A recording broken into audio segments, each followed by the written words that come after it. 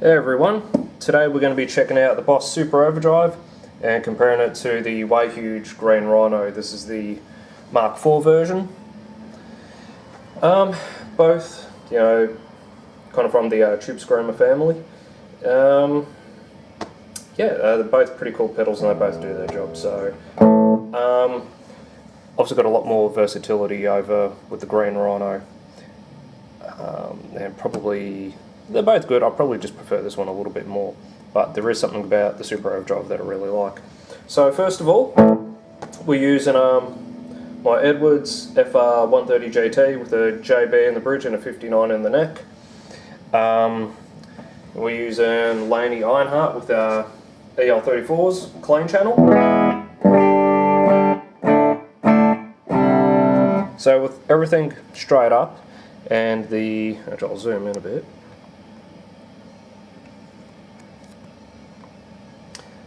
The green Rhino currently is in the classic position, so these two little trim pots are bypassed. So, just bit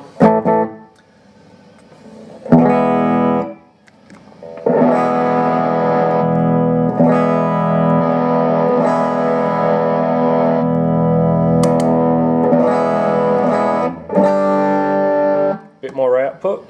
Like I said, everything's straight up.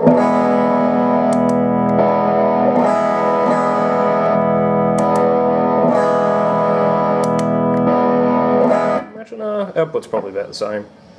Okay, let's have a quick sweep of the level controls, because basically that's how we're going to be using these, as pretty much a boost. So, 3/4.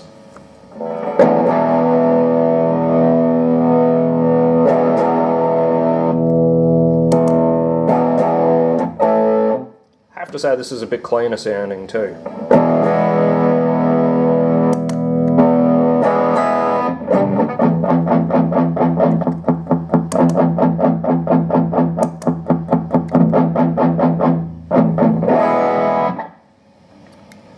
Volume all the way up on both.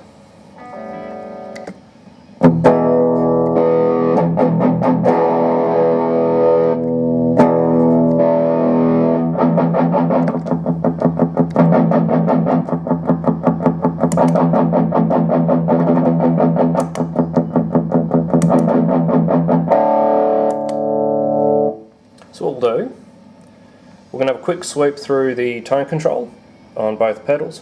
And then we'll go over to the dirty channel, because that's really what you're going to be using these for, I guess. Okay, so tone controls all the way down. Green Rhino.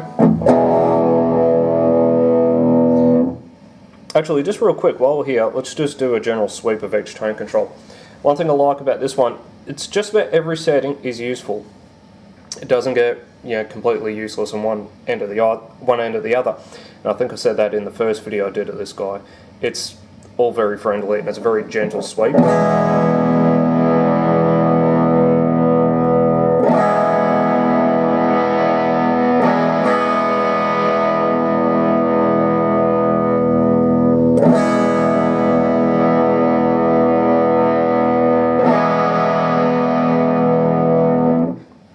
Now apparently, when the tone control on this is all the way up, it'd be like having it bypassed. So, apparently.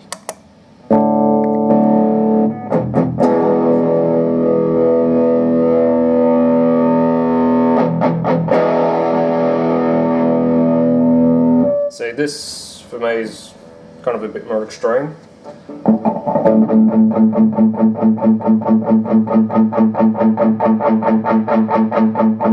Sort of, probably from about here onwards, it seems to really take off.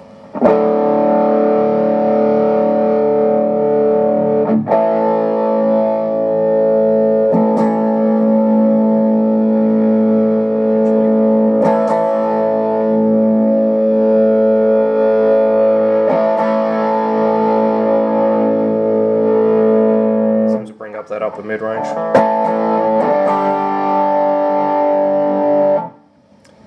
Okay, so let's go.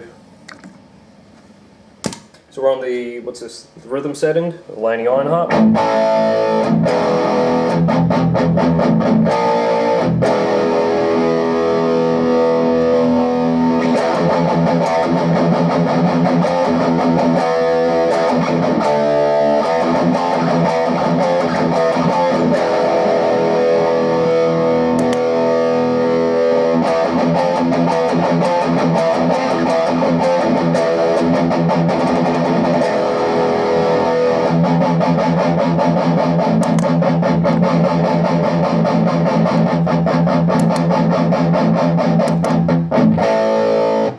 Alright, so let's put the drive down to 0 on both pedals, and we'll basically just start boosting the volume. So, super overdrive. And it's a bit hard trying to do this, you know, it's almost like I need a third hand.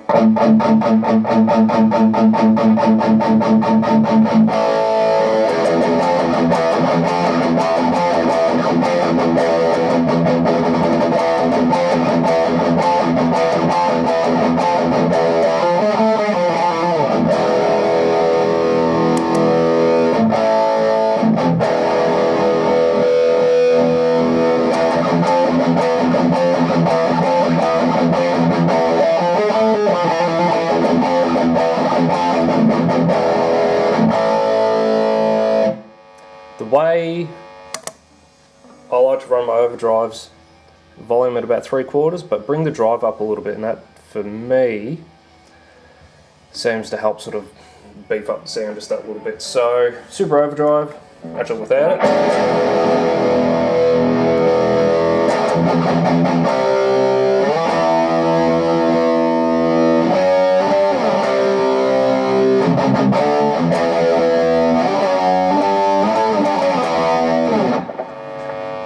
Kind of went blank on how to play that.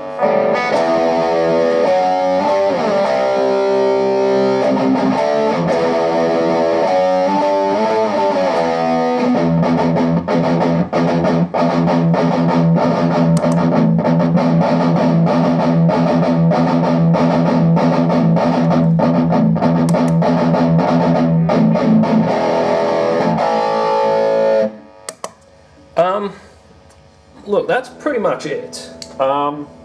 Real quick, go do some lead stuff with some reverb.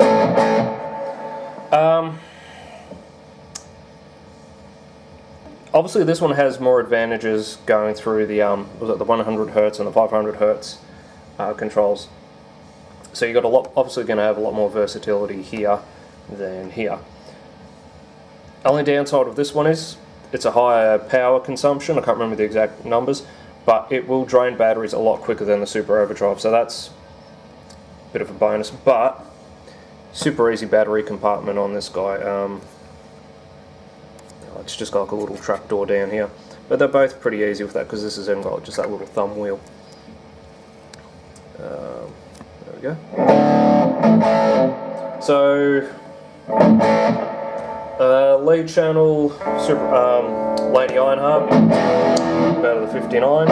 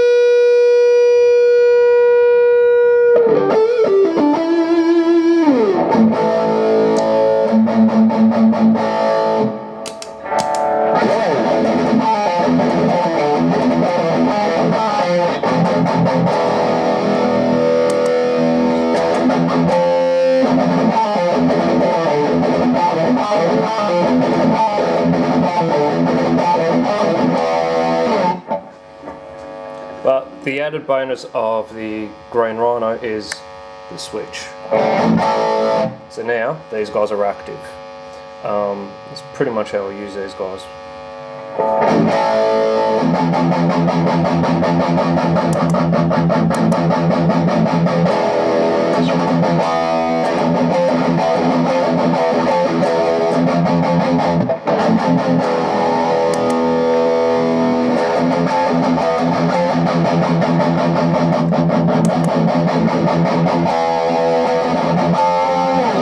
Actually, let's go to the clean channel.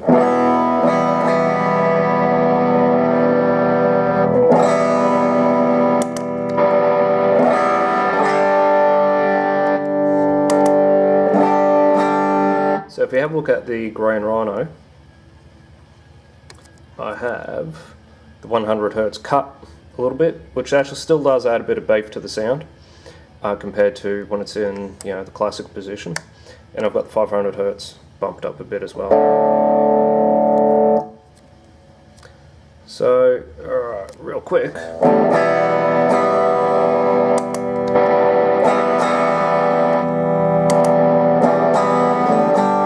I mean, as far as like the bass on that, you can really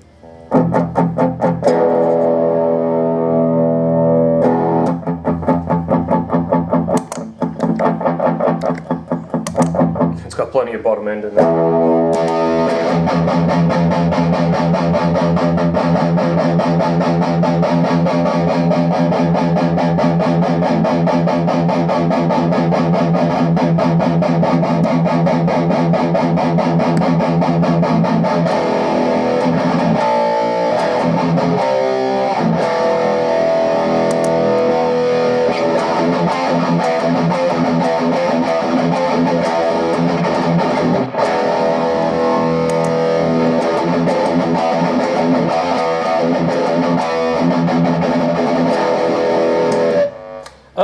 We'll leave it there.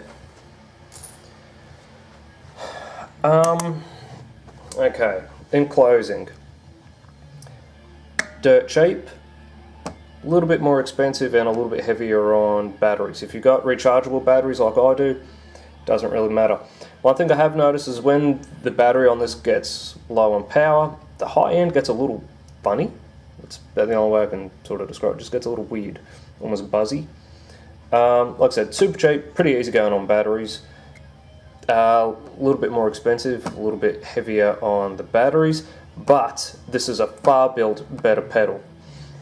Really quick, actually unplug everything. Where are we? Alright, let's have a quick squeeze. Okay. It's like every other Boss pedal. It does the job, it really, really does. And depends what you're using these guys for. Well, if you're just using them like I am as a bit of a booster, I think either one will do the job just fine.